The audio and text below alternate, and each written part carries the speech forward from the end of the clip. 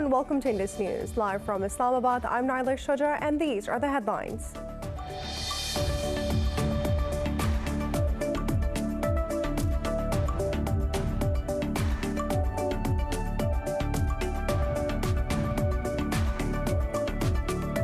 The UN Human Rights Office has urged the international community to respond with united resolve to the military coup in Myanmar. In a statement, UN Human Rights Chief Michelle Bachelet warned that the crisis in Myanmar is heading towards the Syrian-style conflict. The military has killed over 700 people since it seized power in February.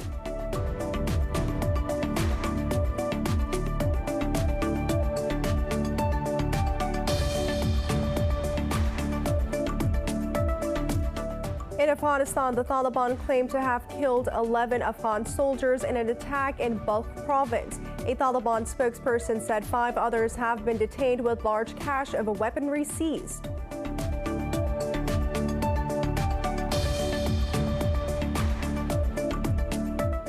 Iran has vowed to reinforce its nuclear program by placing more advanced uranium enrichment centrifuges in the Natanz facility. In a joint news conference with his Russian counterpart in Tehran, Foreign Minister Javad Zarif said the Israeli attack on its key Natanz nuclear site will strengthen Tehran's position in the Vienna talks. Earlier, Iran said the targeting of the facility with high risk of indiscriminate release of radioactive material is a war crime.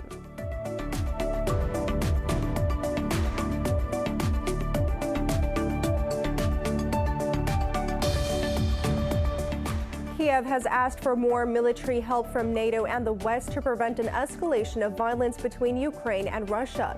Ukrainian Foreign Minister Dmitry Kuleba said further sanctions against Moscow will also help Kiev.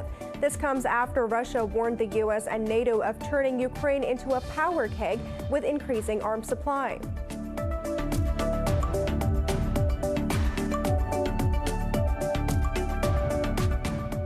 India has again reported world's highest coronavirus infections today as more than 161,000 people tested positive. In Pakistan, 118 people lost their lives to the virus and over 4,300 tested positive since yesterday. The global number of coronavirus deaths is approaching 3 million, while its caseload has topped 136 million. For more news and details, stay tuned. We'll be right back after a short break.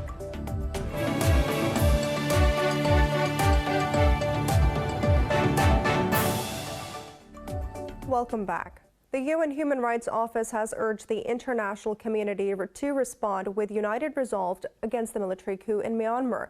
The country is in chaos since the military seized power from civilian leader Aung San Suu Kyi on the February 1st. Over 700 people have been killed in the crackdown on anti-coup protesters so far. UN Human Rights Chief Michelle Bachelet warned that the crisis in Myanmar is heading towards the Syria-style conflict. Meanwhile, pro-democracy activists have marked the advent of the traditional New Year with a pledge to continue their agitation. In Afghanistan, the Taliban claimed to have killed 11 Afghan soldiers in an attack in Balkh province. A Taliban spokesperson said 5 others have been detained with large cache of weapons seized. The violence comes ahead of the Afghan peace talks set to take place in Turkey. But the Taliban say they are not ready to attend a summit in Istanbul if it takes place on the 16th of April.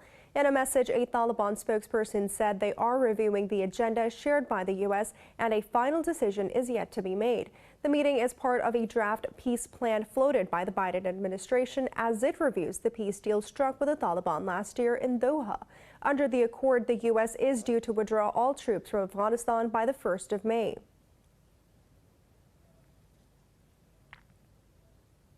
Pakistan security forces have killed a terrorist during an intelligence-based operation in northwestern district of South Waziristan. The terrorist killed was active member of band TTP since 2006. In a statement, the military's media wing said an operation was conducted in Ladha area of the district on the reported presence of terrorists. The ISPR said during intense exchange of fire, one terrorist named Pir, alias Asad, was shot dead. The ISPR said Asad had joined the TTP's Baitullah Masood group, and after the death of Hakimullah Masood, he joined the Shariar Masood group of the TTP. It added the terrorist was involved in the attacks on security forces. Iran has vowed to reinforce its nuclear program by placing more advanced uranium enrichment centrifuges in the Natanz facility. More in this report. In a joint news conference with his Russian counterpart in Tehran, Foreign Minister Javad Zarif said the Israeli attack on the key Natanz nuclear site will strengthen Tehran's position in the Vienna talks. Zarif also urged the EU to return to compliance with its obligations under the nuclear deal. Meanwhile, Russian Foreign Minister Sergei Lavrov also criticized the European Union for imposing new sanctions on Iran. He said new curbs amid efforts to save the troubled nuclear agreement were unacceptable. During a two-day visit to Iran, Lavrov also met President Hassan Rouhani. Earlier, Iran said it is considering counter-sanctions in response to the new curbs imposed by Brussels. The bloc imposed sanctions on 8 Iranian commanders, including the head of the Islamic Revolutionary Guard Corps, Hossein Salami. Kiev has asked for more military help from NATO and the West to prevent an escalation of violence between Ukraine and Russia. Ukrainian Foreign Minister Dmytro Kuleba said further sanctions against Moscow will also help Kiev. Addressing a press conference with NATO Secretary General in Brussels, Kuleba said Kiev wants a diplomatic solution. Meanwhile, Jens Stoltenberg said Russia must end its military buildup in and around Ukraine. He also called on Moscow to stop what he calls its provocations and de-escalate immediately. This comes after Russia warned the U.S. and NATO of turning Ukraine into a power keg with increasing arms supply. Deputy Foreign Minister Sergei Ryabkov called the deployment of U.S. warships in the Black Sea a provocation. Ryabkov said the U.S. must ensure its warships stayed well away from Crimea for their own good.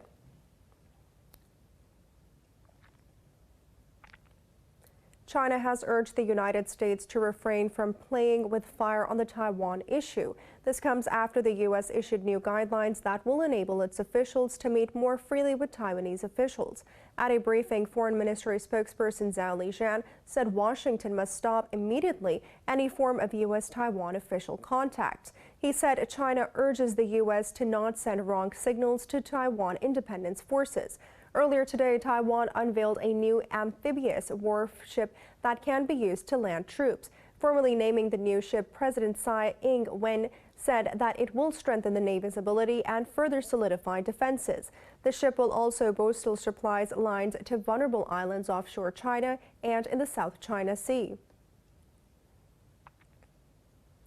The United States says it will station an additional 500 troops in Germany. The decision marks a reversal of the former President Donald Trump's plans to withdraw about 12,000 troops from the NATO country. In a joint press conference with German counterpart Annegret Kramp-Karrenbauer, U.S. Secretary of Defense Lloyd Austin said the move is a sign of cordial mutual defense ties and shows a staunch commitment to NATO. Austin added that the United States will not let Russia's gas pipeline to Europe, the Nord Stream 2, to disturb its relationship with Germany. Kramp-Karrenbauer said Berlin welcomes the decision as an encouraging sign. In the U.S. state of Minnesota, civil unrest has gripped a Minneapolis suburb for a second night after the police killed an unarmed black man. Police fired tear gas and stun grenades as hundreds defied a curfew ordered by Governor Tim Walz. Operation Safety Net said protesters launched bottles, fireworks, bricks, and other projectiles at officials. Meanwhile, the city's police chief said the officer who killed Don Wright mistakenly opened fire with her gun instead of a taser. Minnesota's sports team in Major League Baseball, the NBA, and the National Hockey League have suspended their games. Wright was killed about 16 kilometers from the place where George Floyd was murdered last May. In another incident, police shot and killed a high school student in Knoxville, Tennessee, after he opened fire on them, wounding an officer. Knoxville police said they were responding after reports of a gunman at the school and found the suspect in a bathroom. India has again reported the world's highest COVID-19 cases today as more than 161,000 people tested positive. The global number of coronavirus deaths is approaching 3 million, while its caseload has topped 136 million. More on the coronavirus in this report. The global health institutions have once again warned that the pandemic is far from being over. Just as India overtook Brazil with the second highest number of infections, tens of thousands flouted COVID-19 SOPs as they gathered at the Indian Ganges River for the world's largest pilgrimage.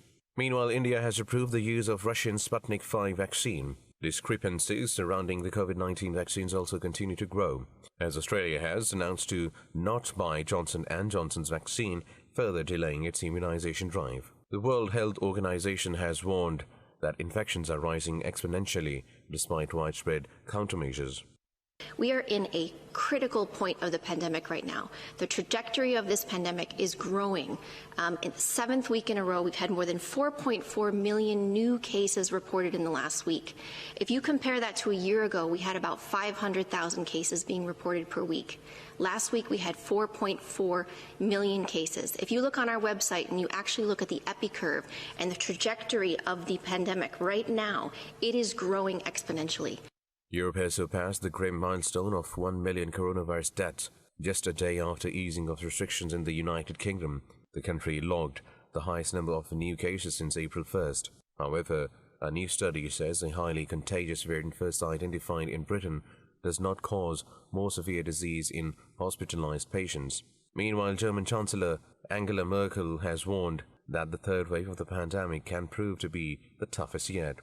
The number of infections is currently far too high. The use of intensive care units in our hospitals is increasing again, and we have to say that this third wave might turn out to be the toughest for us. And to break it, of course, the most important weapon we have is the vaccine, and testing helps us build a bridge until the inoculation works. As countries scramble for vaccines amid shortages and financial shortcomings, the World Bank and Global Vaccine Alliance (GAVI) have urged the countries with excess vaccines to release them to poor states. In Pakistan, 118 more people have died from COVID-19 in the past 24 hours, taking the tally to 15,619. The health ministry says just above 4,300 tested positive overnight. The ministry said the nationwide caseload is approaching 730,000. It said out of this, more than 638,000 have recovered, while there are over 76,000 active cases. The ministry said more than 5,000 are hospitalized for the virus across the country.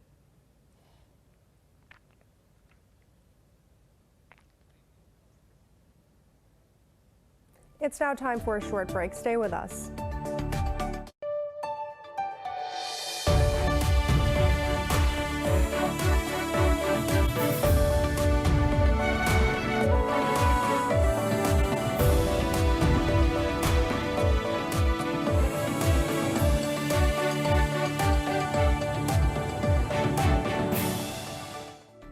Welcome back. Pakistan and Uzbekistan will hold a virtual summit on the 14th of April to review bilateral ties.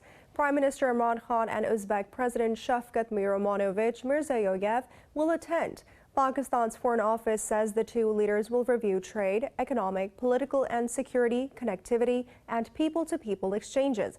It said both sides will focus on the Trans-Afghan Railway project, which was agreed between the two countries earlier this year.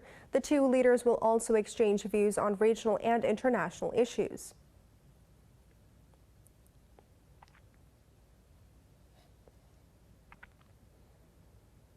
The Pakistan Navy has held a military awards ceremony in Karachi to honor the contributions and valor of its soldiers.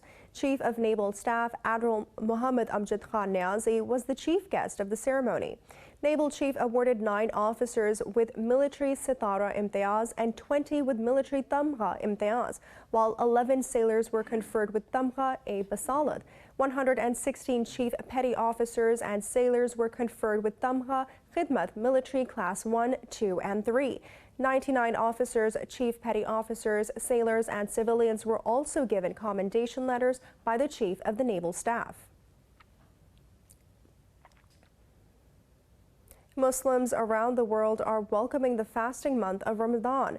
This is the second year that observers will have to navigate COVID-19 restrictions. More in this report. Although governments have allowed religious congregations to some extent, they cannot be enjoyed in the old ways. Tarawih prayers were offered in Arab and Southeast Asian countries, including Indonesia. In Saudi Arabia, only vaccinated worshippers were allowed to enter the Grand Mosque in Makkah and the Prophet's Mosque in Medina. Iran has entered a 10-day lockdown and banned gatherings during the month of fasting. Palestinians prepared for the holy month with colorful lanterns and ornate decorations in the streets of Jerusalem.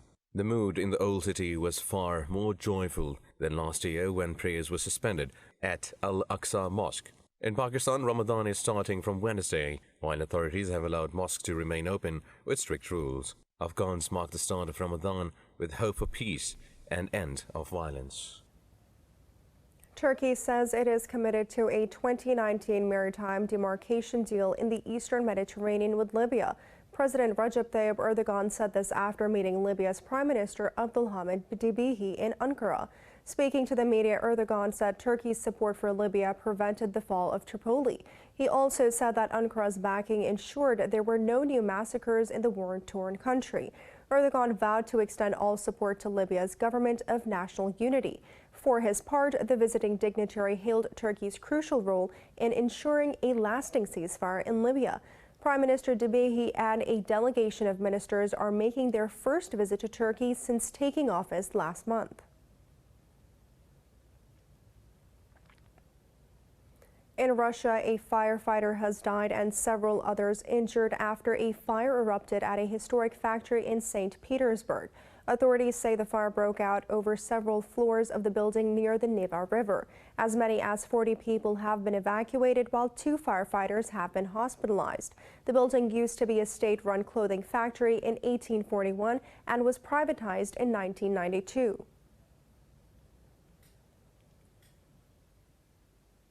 In Argentina, 12 Magellanic penguins have been returned to the chilly seas off the Antarctic coast. They were rescued and rehabilitated from the health issues including malnutrition and anemia. Details in this report. The boot-high penguins wadled down a windswept sandy beach after being released by conservationists. They paused for photos with onlookers before taking the plunge back into the sea and swimming off to freedom. The flightless birds were kept in rehabilitation after being rescued in a state of malnutrition and dehydration. They were treated with an adequate, balanced diet provided by a nutritionist and with a veterinary medical team. The Magellanic penguins are named after the Portuguese explorer Ferdinand Magellan, whose crew spotted them while sailing around the tip of South America. There are some 2.2 million to 3.2 million of these adult flightless seabirds. According to the International Union for the Conservation of Nature and Natural Resources, they are mostly found around Argentina and Chile. South Korea and China have expressed concerns over Japan's decision to release radioactive water from the Fukushima plant into the sea. In a statement, Beijing said the leak has had far-reaching implications on the maritime environment, food safety, and human health. China's foreign ministry said Japan made the decision before exhausting all safe ways of disposal. It said Tokyo did not fully consult with neighboring countries and the international community. Meanwhile, Seoul said Japan's decision is unacceptable and summoned Japanese Ambassador Koichi Abushi. Government Policy Coordination Minister Koo Yoon-chol said Seoul will take every necessary measure of putting people's safety first.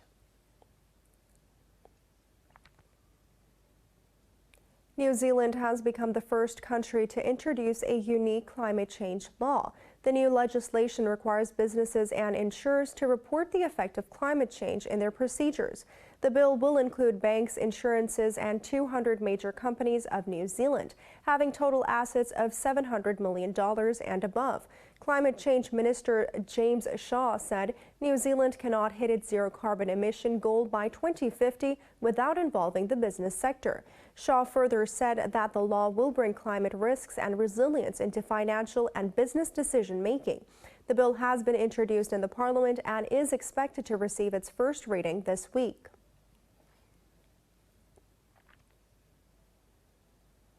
Russia has marked the 60th anniversary of Yuri Gagarin's historic space flight by lighting up the sky with hundreds of drones. Gagarin became the first human to conquer space on the 12th of April, 1961. More in this report.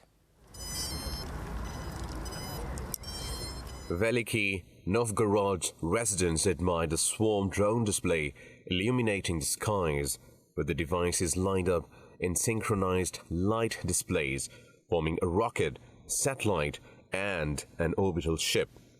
Gagarin's success was one of the Soviet Union's most important Cold War victories. It was also pivotal moments in Russia's space race with the US, his 108-minute orbit around the Earth, and his Vostok 1 rocket propelled him to international fame. Vostok 1 was Gagarin's only spaceflight, but he served as the backup crew to the Soyuz 1 mission, which ended in a fatal crash, killing his friend and fellow cosmonaut. Fearing for his life, Soviet officials permanently banned Gagarin from further spaceflights. After completing training at the Air Force Engineering Academy in 1968, he was allowed to fly regular aircraft. Gagarin died 5 weeks later when the MiG-15 training jet he was piloting crashed near the town of Kirshak. Age is not a constraint for the elderly members of a workout club in China's capital, Beijing, in meeting their strength and fitness goals. Details in this report. From their top-notch physiques and the massive weights they lift, it is hard to guess that these men are mostly 60 or above. The men gather each afternoon at the gym located at an old bicycle shed in southwest Beijing. The photos of bodybuilding greats pasted on the wall motivate them as they pump iron. Members say they work out for multiple reasons, including prevention and recovery from illness.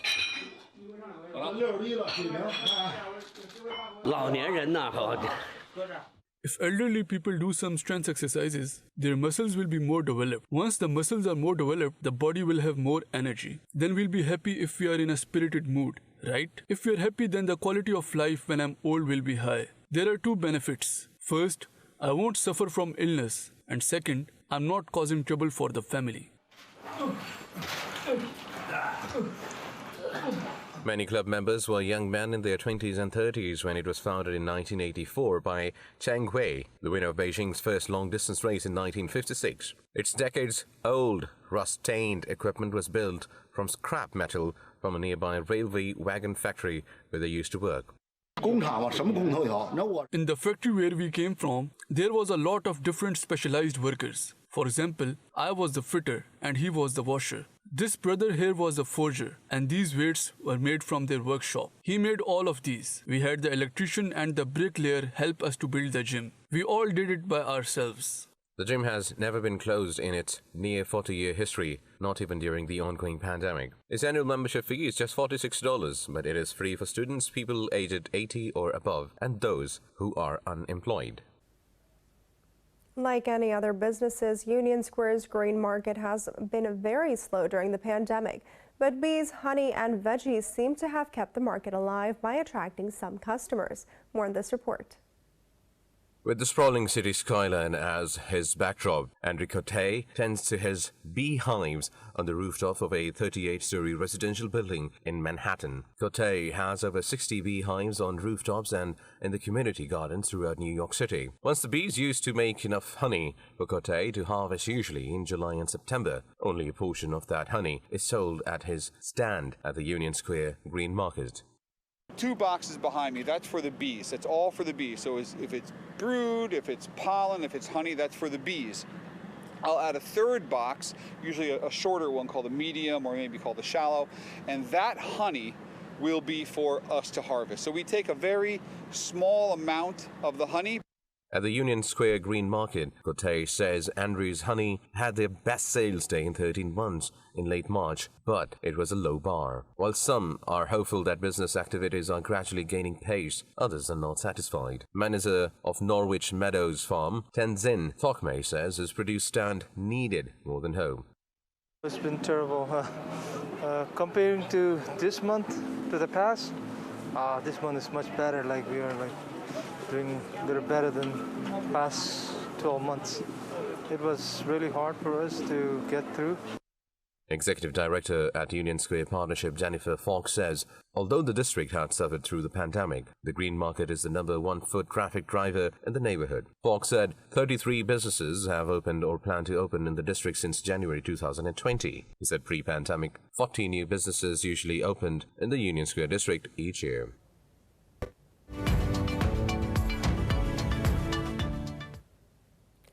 Bitcoin has hit a record high of more than $63,000. It has extended its 2021 rally to new heights, a day before the stock market debut of cryptocurrency exchange Coinbase. The world's biggest cryptocurrency rose as much as 5% in the last 24 hours. Meanwhile, its smaller rival Ethereum also reached a record high of more than $2,000. Coinbase, founded in 2012, is the largest cryptocurrency exchange in the United States. Its listing on the Nasdaq last week is considered a landmark victory for cryptocurrency advocates. Most major European stocks are trading slightly higher as investors evaluate global market trends. Italy's FTSE MIB is leading the gains, adding close to 0.5%. The CAC 40 in Paris, Frankfurt's DAX, and the Pan-European Stock 600 have also gained marginally. However, London's FTSE is trading fractionally lower. Earlier, Asian markets traded mixed, with Seoul's South Korean's Kospi, Hong Kong's Hang Seng, and Japan shares gaining bursts in mainland China, and Australia's ASX 200 slipped.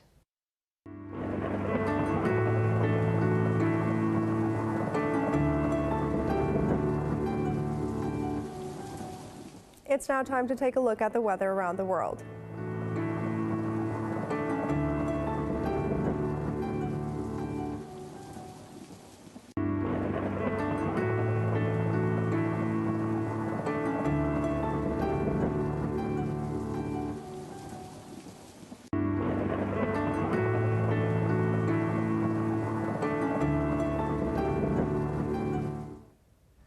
For the latest news updates, you can follow us on our social media at indus.news.